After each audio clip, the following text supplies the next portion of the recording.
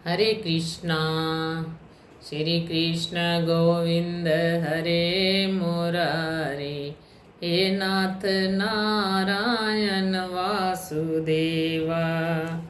जैसा कि कार्तिक मास को सभी महीनों में उत्तम मास कहा गया है, इस मास में जो भी हम पुण्य कर्म करते हैं वो हमें करोड़ों गुना फल देते हैं। और इसमें कार्तिक स्नान के बाद कहानी सुनने का भी प्रावधान है कथा के साथ। तो मैं सबसे पहले आपको एक धनेश्वर नामक ब्राह्मण की कहानी सुनाने जा रही हूँ, जो बहुत ही पापी और दुष्ट बुद्धि का था और चमड़े और कंबल का व्यापार करता था।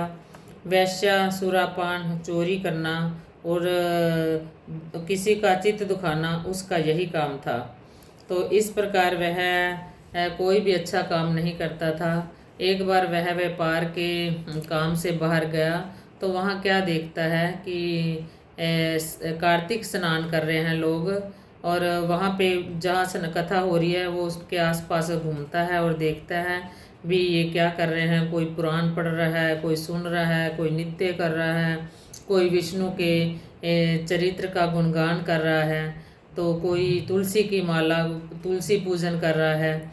वह इस प्रकार वहाँ नित्य ही घूमता और उनके दर्शन करता और उनसे बातचीत भी करता।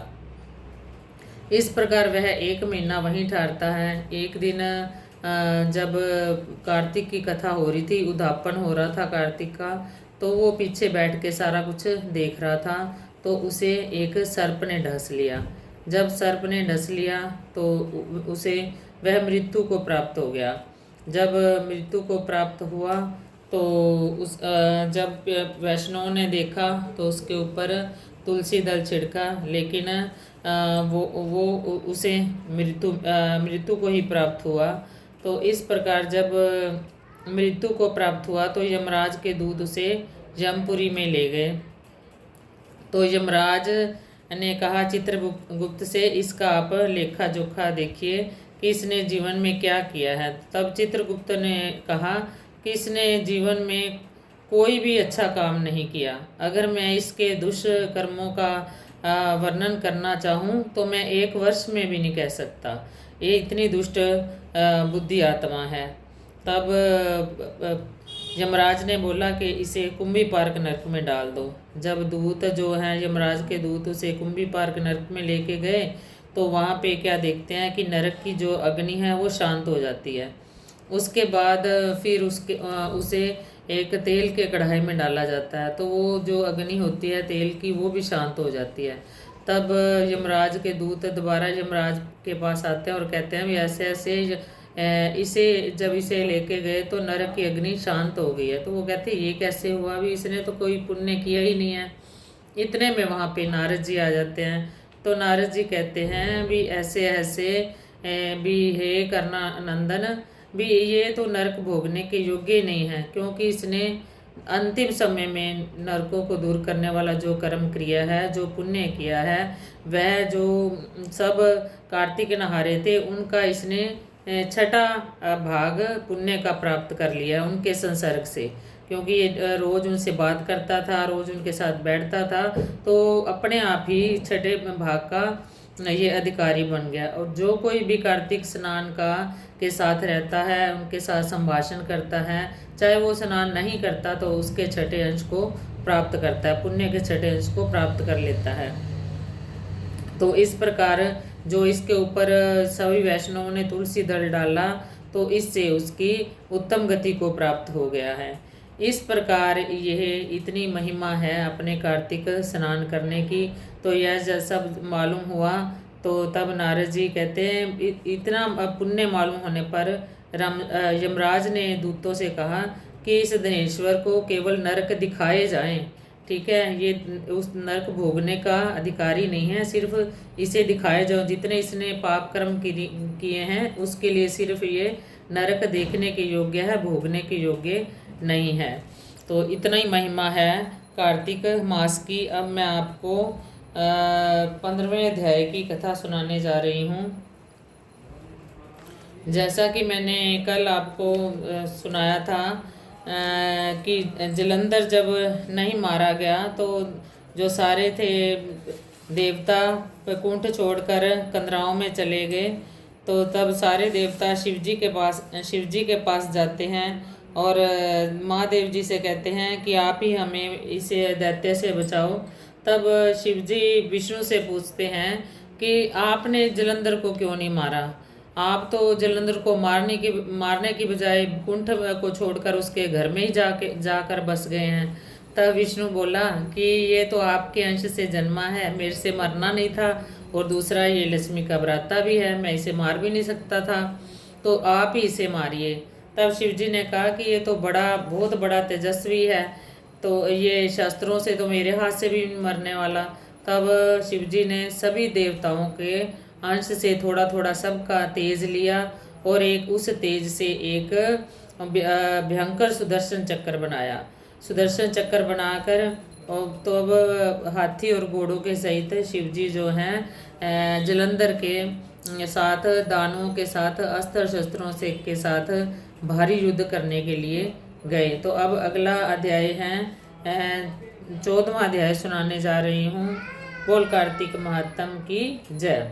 नारद जी बोले, वे दैत्य नंदीश्वर, गणेश जी और स्वामी कार्तिक इत्यादि को देखकर द्वंद्व युद्ध के लिए दौड़े। काल नेमी नंदी के शुंभ, गणेश जी के निशुंभ, स्वामी कार्तिक के पास कवच धारण करके युद्ध के लिए शीघ्र गए। निशुंभ ने स्वामी कार्तिक के मोर के हृदय में बाण मारे। कार्तिकेय शक्ति को उठाना ही चाहते थे कि निशुंभ ने अपनी शक्ति से उनकी शक्ति को काट दिया। नंदीश्वर ने शस्त्रों बाणों से काल नेमी को मारकर 7 बाणों से घोड़ा, धनुष और सारथी काट दिए। काल नेमी ने क्रोध करके नंदी के धनुष को काट दिया। उस बलि ने काल नेमी की छाती में त्रिशूल मारा। शूल से उसका हृदय फट गया, घोड़े मर गए और सारथी मारा गया। ऐसे काल नेमी ने पर्वत खंडों से नंदीश्वर को गिरा दिया। इसके बाद शुंभ रथ में बैठकर, गणेश जी मूषक पर बैठकर दोनों आपस में बाणों से लड़ने लगे। तब गणेश जी ने एक बाण शुंभ के हृदय में मारा और 3 बाण सारथी के हृदय में मारकर पृथ्वी पर गिरा दिया। फिर शुंभ से कुपित होकर मूषक और गणेश जी के बाण मारे तथा मेघ की तरह गरजने लगा। बाणों से घायल मूषक जब नहीं चल सका तब गणेश जी उसके ऊपर से उतरकर पैदल चलने लगे। फिर गणेश जी ने परसा मारकर शुंभ को पृथ्वी पर गिरा दिया। आप मूषक पर बैठ गए। काल नेमी और निशुंभ दोनों बाणों से गणेश जी को मारने लगे जैसे कोई मनुष्य अंश से हाथी को मारे। तब महाबली वीरभद्र गणेश जी को पीड़ित देखकर करोड़ों भूतों तथा कुष्मांड, भैरव, बेताल, योगनिगण और पिशाच सहित दौड़कर आए। फिर किलकिल शब्द और सिंह की गर्जना से पूर्ण पृथ्वी कांपने लगी। भूत दौड़कर दैत्य को खाते और संग्राम में उछलते कूदते थे। नंदीश्वर और स्वामी कार्तिक सावधानी संग्राम में बाणों से दैत्यों को मारने लगे। बिन बिन मरी तथा शिवजी के गणों से खाई हुई दैत्यों की सेना व्याकुल और उदास हो गई। तब वीर सागर का पुत्र अपनी सेना को छिन बिन देख बड़ी ध्वजा वाले रथ में बैठकर गणों के सम्मुख आया। तब दोनों तरफ हाथी, रथ, घोड़ा, शंख, बैरी के शब्द और सिंह की सी गर्जना होने लगी। जलंधर के बाणों से पृथ्वी इस तरह ढक गई जैसे आकाश कोहरे से ढक जाता है। जलंधर ने 5 बाण गणेश जी के, 9 बाण नंदी के और 20 बाण वीरभद्र के मारे और मेघ की तरह गरजने लगा। तब कार्तिक ने एक शक्ति दैत्य के मारी जिसके प्रहार से दैत्य का चित्त व्याकुल हो गया। फिर जलंधर ने क्रोध में आकर गदा लेकर स्वामी कार्तिक के मारी। गदा लगने से वे भूमि पर गिर पड़े। इस तरह नंदी को भी पृथ्वी पर गिरा दिया। फिर गणेश जी ने क्रोध में अपने परसा से उसकी गदा काट दी। वीरभद्र ने 3 बाण दैत्य के मारे और 7 बाण से घोड़ा, ध्वजा, धनुष और छत्र काट दिए। फिर दैत्यराज ने क्रोध से भयभीत शक्ति से गणेश जी को गिरा दिया और दूसरे रथ में बैठकर वीरभद्र के पास धाया। सूर्य के समान तेज वाले वे आपस में लड़ने लगे। वीरभद्र ने बाणों से उनके घोड़े गिरा दिए और धनुष काट दिए।